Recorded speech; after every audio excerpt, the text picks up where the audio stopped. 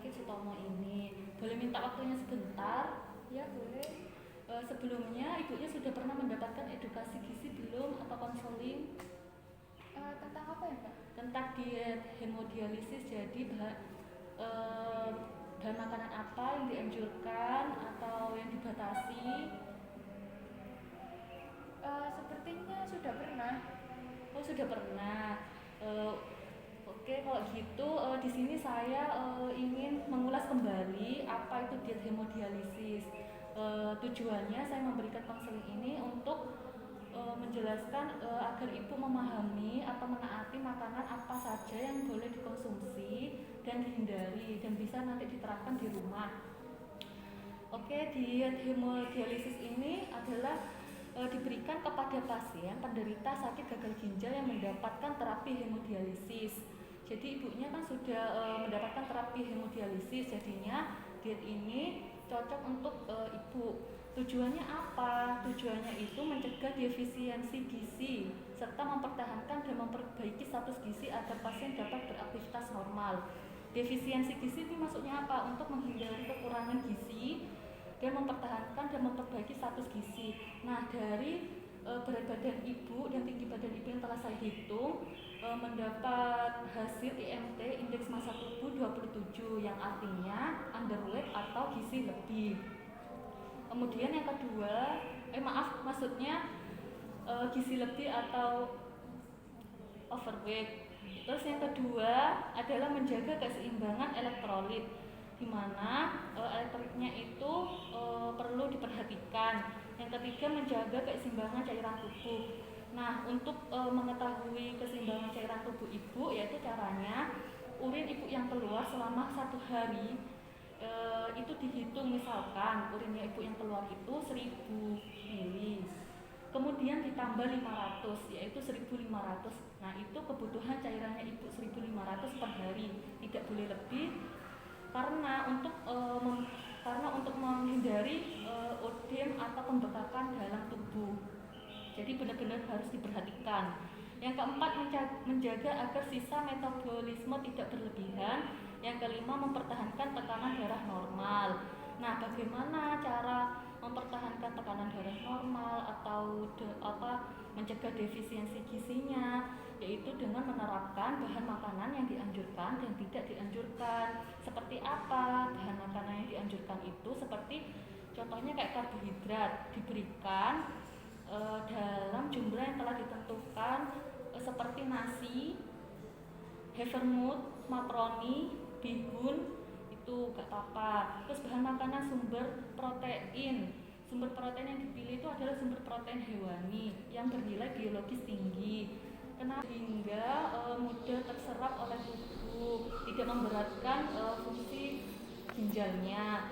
Nah, protein hewaninya itu dapat didapatkan dari seperti daging sapi, ayam, ikan, telur. Kemudian yang ketiga adalah sayuran. Sayuran itu yang diperbolehkan adalah rendah kalium, Bu. Rendah kalium itu seperti wortel, labu siam. Begitupun juga buah-buahan diperbolehkan, tapi harus memperhatikan kandungan kaliumnya. Yang rendah kalium itu seperti apel itu diperbolehkan. Nah, ini ada bahan makanan yang tidak dianjurkan atau dibatasi, seperti karbohidrat. Sumber karbohidrat itu seperti singkong, kentang, ubi, karena mengandung tinggi kalium. Nah, protein nabati juga tidak diperbolehkan. Jadi tadi konsumsi yang protein hewani yang tadi saya anjurkan itu.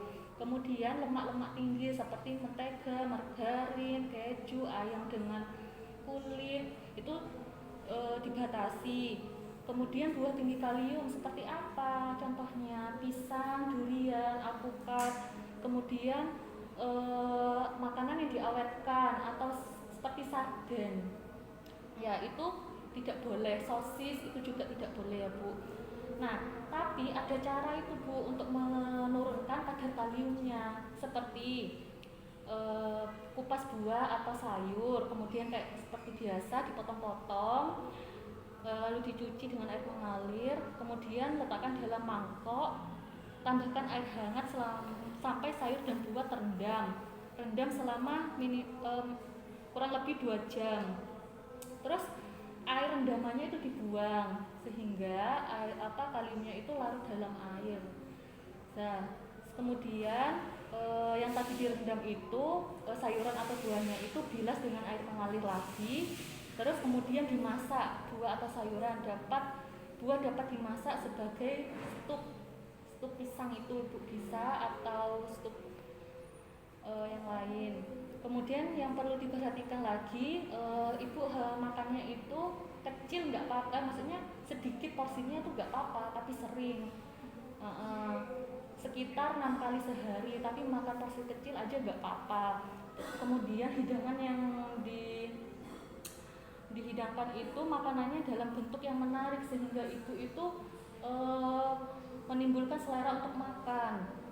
Terus makanan tinggi kalori seperti apa, bisa menambahkan sirup atau susu Nutrisol. Nah, ibunya sudah konsumsi susu Nutrisol itu ya tapi itu jarang. Oh jarang ya, itu nggak apa-apa dikonsumsi ya Bu susunya itu. Kemudian ini adalah contoh menu sehari. Contoh menu sehari itu seperti nasi, makan pagi itu nasi, terus ikan asam manis, ikan tongkol, terus sayur bening, terus buah bisa ditambahkan buah apel. Kemudian snack paginya bisa ditambahkan dengan bola-bola daging ayam. Terus makan siangnya nasi, daging bumbu merah, oseng wortel, jagung, buahnya bisa ditambahkan jeruk. Untuk snack siangnya puding jagung, kemudian untuk makan malamnya nasi, ayam goreng, sup, dan untuk snack malamnya itu susu diet ya Bu, bisa diberikan susu Nutrisol D ya. Kemudian di sini ada macam-macam diet hemodialisis, di mana ada diet hemodialisis 60 gram protein, diet hemodialisis 60 gram protein, dan diet hemodialisis 70 gram protein. Dari perhitungan dari yang sudah saya hitung, kebutuhan proteinnya ibu adalah 60 gram per hari, sehingga ibu menggunakan diet hemodialisis 60 gram protein. Dimana yang sudah saya hitung yaitu energinya 1701 kilokalori, proteinnya 60, lemaknya 47 gram, karbohidratnya 259, kaliumnya 1579, dan natriumnya kalau bisa kurang dari 2000 mg Bu. Tapi ini adalah yang sudah saya susun menunya, itu mengandung natrium 395, jadi aman untuk dikonsumsi. Contoh menunya apa? Nasi putih 100 gram. Nah 100 gram itu sekitar segini ya Bu.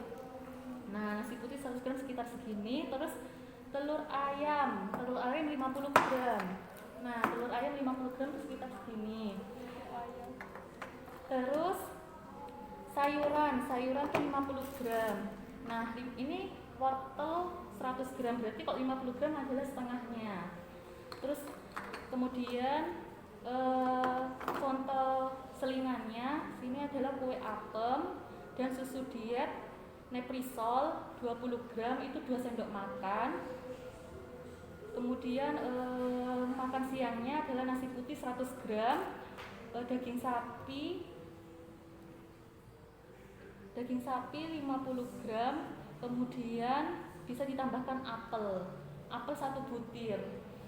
Kemudian selingannya itu puding labu, yang makan malamnya nasi putih, telur 50 gram itu adalah 1 butir. Terus sayuran 50 gram. Kemudian selingan malamnya itu adalah susu Nutrisol. Susu Nutrisolnya itu 1 saset itu kan 77. Nah itu bisa konsumsi setengahnya dengan air 100 ml. Air 100 ml itu sekitar setengah gelas ini ya. Mohon maaf Bu, tadi yang pertama itu daging sapi ya Bu, ini kan ayam. Kalau daging sapinya sekitar ini ya 50 gram ya, kalau ayam 50 gram segini ya Bu, 1 kg itu Mbak ya? Iya. Kemudian di sini ada daftar bahan penukar, di mana ada di sini sudah saya coret ya Bu, seperti Sumber karbohidrat yang tidak boleh adalah biskuit, ini sudah saya coret. Kentang dibatasi, sudah saya coret. Roti putih, singkong, talas, ubi. Kemudian protein hewani itu yang dibatasi adalah ya tidak boleh adalah ikan asin, ini sudah saya coret ya ikan asinnya. Kemudian lemaknya itu seperti bebek, sosis, ayam dengan kulit, ini sudah saya coret ya Bu, berarti ini tidak diperbolehkan. Kemudian protein nabati juga dibatasi, sudah saya coret. Kemudian sayuran yang dibatasi apa? Bayam, karena bayam itu mengandung tinggi kalium. Kemudian kangkung, ini sudah saya coret ya Bu. Di sini terus ada susu tinggi lemak. Susu tinggi lemak itu adalah kayak seperti contoh ini susu kerbau, tepung susu penuh. Kemudian lemaknya ini tidak boleh ya, sudah saya coret, seperti kelapa parut, santan kental, mentega, minyak kelapa. Itu. Jadi ini sudah ada ukurannya Bu. Seperti ini URT. URT itu adalah ukuran rumah tangga. Di mana sini seperti saya kasih contoh.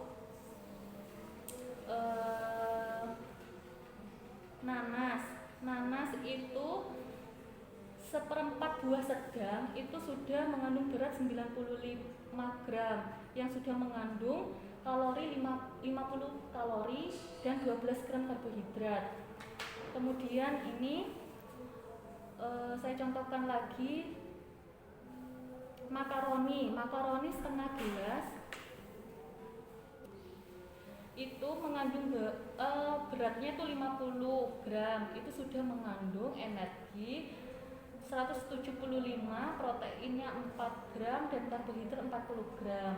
Jadi gitu ya Bu cara bacanya. Kemudian sudah selesai, ada yang perlu ditanyakan atau Ibu masih bingung? Saya itu kan seringnya makan roti ya Mbak. Itu kenapa ya kok roti itu nggak boleh? Karena roti itu dapat meningkatkan tekanan darah, di mana natriumnya itu tinggi dan juga ada bahan pengawetnya. Jadi perlu memang tidak diperbolehkan begitu. Apa ada yang ditanyakan lagi Bu? Sudah sih Mbak, itu aja. Sudah ya. Baik, kemudian kalau gitu saya mau bertanya, dia mengukur apa yang saya sampaikan itu dipahami atau tidak sama ibunya. Menurut Ibu, diet hemodialisis ini yang sangat perlu diperhatikan itu apa? Tadi itu apa ya? Kalium ya Mbak? Iya, kalium, benar. Terus tidak boleh makan yang nabati seperti tahu tempe. Iya. Terus kemudian cairan perlu? Oh iya, cairan dibatasi. Iya, perlu diperhatikan. Sebanyak urin ya? Iya, ditambah 500 ml. Oh iya benar. Jadi memang benar yang sudah dikatakan itu tadi. Yang perlu diperhatikan yaitu yang pertama itu adalah cairannya. Cairannya itu urin yang keluar ditambah 500, itu berarti cairan kebutuhan ibu sehari. Kemudian protein nabati juga tidak diperbolehkan. Juga kalium, makanan yang mengandung kalium tinggi juga dibatasi. Seperti kalau sayuran itu adalah kangkung, bayam, buah-buahan itu adalah pisang. Sudah Bu, begitu saja. Semoga bermanfaat dan semoga ibunya juga cepat sembuh. Semangat menjalankan diet ini agar ibunya juga dapat beraktivitas normal kembali. Ini bisa dibawa pulang nanti untuk baca-baca. Terima kasih ya Bu untuk waktunya. Iya, saya juga terima kasih ya Mbak. Iya, sama-sama.